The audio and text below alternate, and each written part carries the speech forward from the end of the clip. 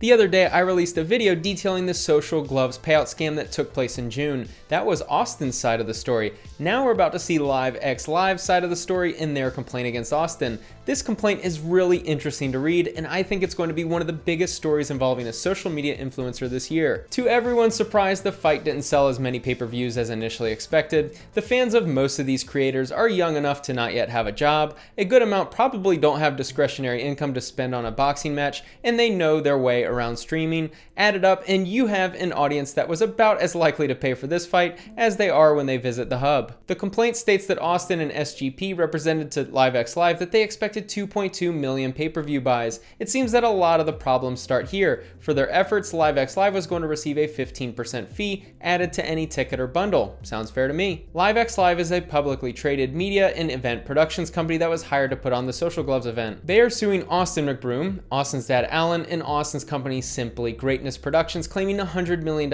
in damages. Now that we're hearing their side of the story, I want to see if you guys think that $100 million in damages is justified. Defendants represented that they would dedicate the resources and implement a marketing strategy in order to meet the audience projections represented in the deck. Defendants promised to collaborate with LiveXLive and utilize LiveXLive's extensive experience and the collective knowledge of its marketing team to develop a tactical strategy in order to ensure that the event performed as planned in the deck. LiveXLive knows how to put on live events. Austin does not. Austin hires this company to leverage their experience and knowledge of marketing for a live event in order to reach the 2+ million desired buys. Let's see if everything goes according to plan. SGP's production of the event was in chaos and at risk of not airing. SGP's deal with MGM, the planned venue for the event, dissipated. With less than 3 months to the event, SGP was scrambling for an alternative venue, but it did not have the resources to successfully cement a new venue deal. As you'll see in a minute, Austin was saved by LiveXLive numerous times throughout the planning of this event. With the event at risk, defendants faced a financial catastrophe. The financial compensation promised to some of the fighters was senseless. LiveXLive is not privy to all agreements with the fighters, but it is informed and believes that had the event not transpired, defendants would have had a financial liability of $7 million to 2 of the fighters and an additional $2 million to one of its investors. Sounds like Austin made a lot of big promises to the prospective fighters in order to get them to agree to participate. You'll see in a couple of minutes that Austin wrote a few contracts off to the side that LiveXLive was not aware of, which complicated the situation. To salvage the event, defendants asked plaintiff in the final hours to secure a venue for the event.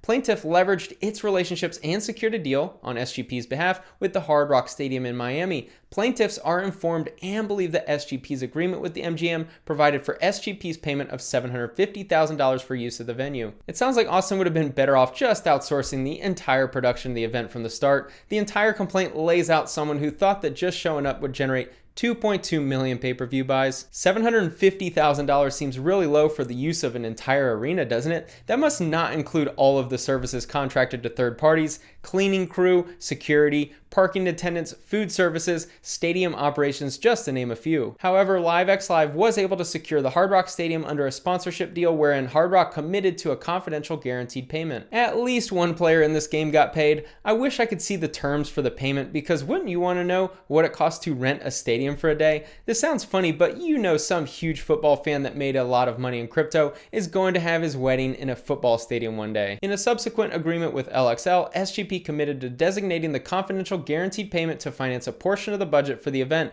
but for LiveXLive's engagement, a sizable portion of the budget would not have been underwritten, and again, the success of the event would have been in jeopardy. LiveXLive finds a stadium to host an event on short notice, brokers the deal, is able to receive money for using the stadium, and then Austin just says, okay, yeah, put that revenue source towards my tab for funding the event. For a guy that was going to teach us on how to become millionaires on social media, and as someone who owns an 8-figure house, Austin doesn't exactly strike me as someone with money. Defendants had initially planned on partnering with Live Nation to, among other things, secure talent for the event. Prophetically, Live Nation chose not to contract with SGP. I love how many shots this attorney takes at Austin in the complaint. If you read this entire complaint, you'll see many references to his incompetence and inability to follow orders. Prophetically is such an emotionally charged word, as it indicates they avoided a disaster by collaborating with Austin. Defendants requested plaintiffs' assistance in securing musical talent, and hosts for the event. Plaintiffs leveraged their relationships and facilitated introductions to talent who ultimately contracted with SGP to perform at the event. event. A major theme of this complaint is Austin relying on LiveXLive's experience and industry connections to facilitate the production of this event.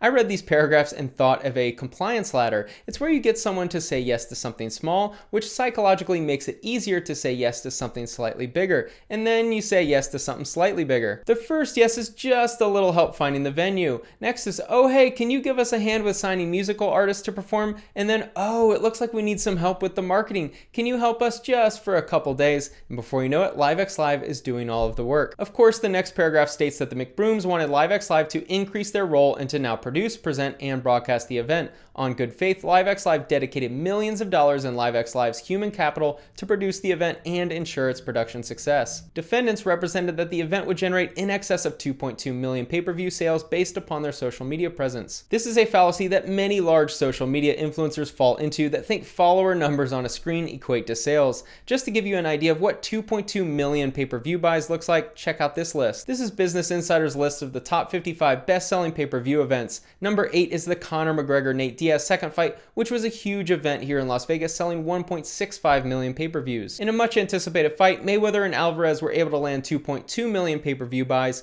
This is the comparison for the amount of purchases Social Gloves was anticipating. Fight fans are willing to pay for Legends boxing, social media influencers not so much. Once LiveXLive's marketing team became engaged, it became very apparent that the McBrooms and SGP were completely out of their element and the event was destined to dramatically underachieve. My guess is LiveXLive was the professional in the room with a game plan, while Austin was expecting to just show up and sell 2.2 million. Despite SGP and the McBrooms' promise to collaborate with LiveXLive on the marketing, Austin McBroom rejected LiveXLive's overtures. For example, on one occasion, Austin McBroom would boast that we don't need to do marketing, we have 6 million impressions. When you're an influencer, people just buy your products without any marketing apparently. It's easy to get a big head when you reach Austin's level on social media. You feel much more important than you really are. People who enjoy watching someone's YouTube videos does not mean they'll automatically buy your $50 product. Jackie Stone, LiveXLive's chief marketing officer, educated at University of Miami and NYU and with 30 years marketing experience, told Austin McBroom that if SGP continues with its laissez-faire approach, you are not selling 1 million tickets, let alone 2.2 million. Austin McBroom said, "You are wrong." LiveXLive CMO said, "I'm going on record to tell you that." This complaint tells a completely different story than the one Austin has been sharing publicly. I'm starting to think that this is more of the truth than Austin's lawsuit against LiveXLive. Everything LiveXLive states appears to be in contract and on the record, and they're the ones with experience running events. Austin does not. Austin McBroom's arrogance was astounding as he failed to honor minimal marketing tasks which SGP was contractually obligated to perform. Simple tasks, such as ensuring that the fighters deliver social media posts with links to purchase tickets, went unfulfilled. There's a lot of strong wording in this complaint detailing how the event's subpar sales numbers were on him. For the amount of followers that all these influencers have, 136,000 pay-per-view sales were pretty underwhelming. There's probably 50 million people who follow at least one of the fighters who participated in the event. 136,000 sales is as small a number as my chances of dating Scarlett Johansson. LiveXLive's marketing strategy was validated on a limited basis when it dedicated $300,000 to marketing in accord with the programs detailed in its report to defendants. This marketing generated $1.6 million in ticket sales, a 400% return on investment. Had defendants fully implemented LiveXLive's strategy, a strategy which defendants had represented at time of contracting that they would, the event would have been financially successful with adequate returns to pay the fighters, even at their inflated contracts, the talent, the hosts, the investors, and return a profit to SGP. They should be able to sell 2.2 million pay-per-views. They could have made this event be the biggest of the year with the correct marketing, price points, and promotion. This was a unique event, so generating attention was pretty easy. I think it would have generated a larger net profit if the price point was $20 and they didn't include all of the artists. Immediately following the event, defendants received notice that the actual sales numbers were approximately 136,000. Austin went on a smear campaign saying that LiveXLive was lying about the sales numbers. According to this complaint, it appears that 136,000 was the correct number of pay-per-view buys, and Austin is having some cognitive dissonance or is wanting to save face. In light of the robust contracts defendants negotiated with the fighters, the talent, and the hosts, these sales would be substantially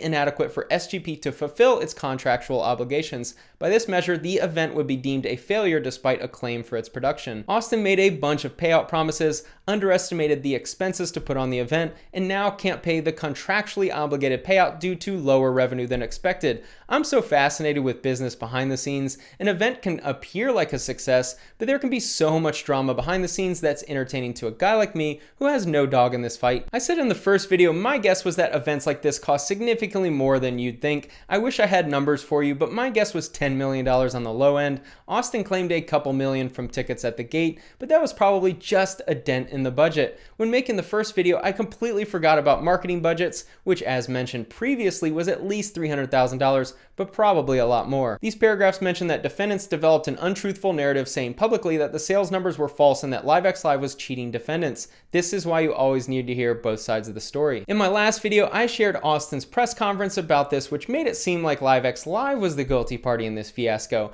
I'm starting to think that Austin is trying to save face as best he can right now. I think he's in major debt, doesn't generate nearly enough income to comfortably support his lifestyle and expenses, and needs to pay the fighters. Here's Austin McBroom, Austin's dad, showing pictures of the family flying private from Los Angeles to Miami just for the fight. If I were LiveXLive, I'd have a field day during Discovery analyzing Austin's expenses for the fight. A private jet of that size flying round trip cross country is not cheap. Defendants hired an auditing company, FTI, to do a full audit of the financials of the event. Based on the complaint, LiveXLive fully complied and the defendants did not want the results to be public. As a proximate cause of defendants' defamatory statement, the value of LXL shares had drastically fallen by more than 20%, causing nearly $100 million in damages. LiveXLive is a publicly traded company, so they can argue that this event's impact on their financial statement will drop the price of their shares. At a large enough volume, you can argue a drop in stock could lead to tens of millions of dollars in damages. I'm not familiar enough with the legal system and any precedents that come before a complaint like this, but there seems to be some merit with this complaint. There's around 77.55 million shares for LiveXLive. Even a drop of 20 cents per share based on lower revenue numbers could lead to tens of millions of dollars in damages. The PSA provided that in consideration of LXL's production services, SGP shall pay LXL all sums arising out of, related to, or incurred in connection with production of event. Plaintiffs incurred a substantial amount of costs prior to the event, and they continue to incur expenses related to the event through the date of filing. I wish we could see exact numbers from this event, but my guess is LiveXLive is owed a lot of money and is not distributing the money until all of its numbers are final. Even if there were funds available for distribution to SGP after payment of plaintiffs' costs and damages arising from the SGP's breach and defendant's tortious conduct, funds which LiveXLive alleges do not exist, the process of distribution was complicated by defendants' incompetence and concealment and by the professional negligence and malpractice of its counsel. You'll see in a minute that the funds are sitting in a trust, which is why Austin is saying he hasn't gotten paid. He hasn't, but it appears that LiveXLive is doing that so that the funds are at least somewhere and not accidentally spent on private jets and mortgage payments. My interpretation is that LiveXLive is waiting to have all numbers finalized before distributing any of the revenue,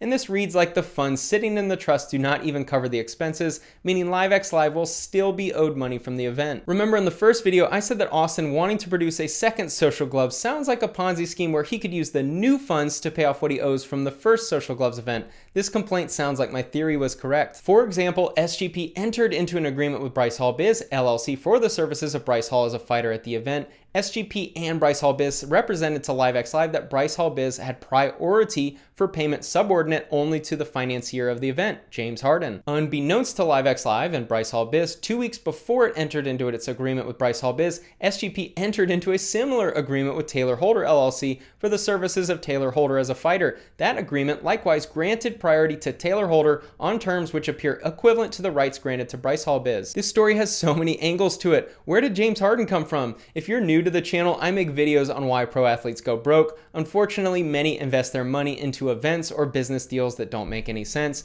James Harden isn't going broke or anything, but no one knew that Harden invested in this event until these complaints went public. No one knows how much he invested, but if I told you $2 million, would you be surprised? There was mention of an investor paying $2 million earlier in this video, so that's my best guess. Austin was basically writing checks hoping that the event would sell enough to be able to cash those checks. When the event didn't sell, he was stuck. I'm guessing guessing Bryce and Taylor Holder were the biggest draws he could land, so he did some shady maneuvering to get them to sign. LiveXLive is facing conflicting claims for payments and has been threatened with liability from multiple parties should it not acquiesce to these threats. This risk of liability was created by SGP's incompetence at best or its deceptive behavior at worst. This complaint really makes Austin's behavior look pretty questionable. LiveXLive sounds like the adult in the room following strict business protocols and contractual law, while Austin was signing deals and checks he couldn't cash. This has merit as LiveXLive has contracts that it can't deliver on based on SGP's shady decisions. Because of defendant's failure to honor its contractual obligations and their pre-contract representations to appropriately market the event, Social Gloves dramatically underperformed.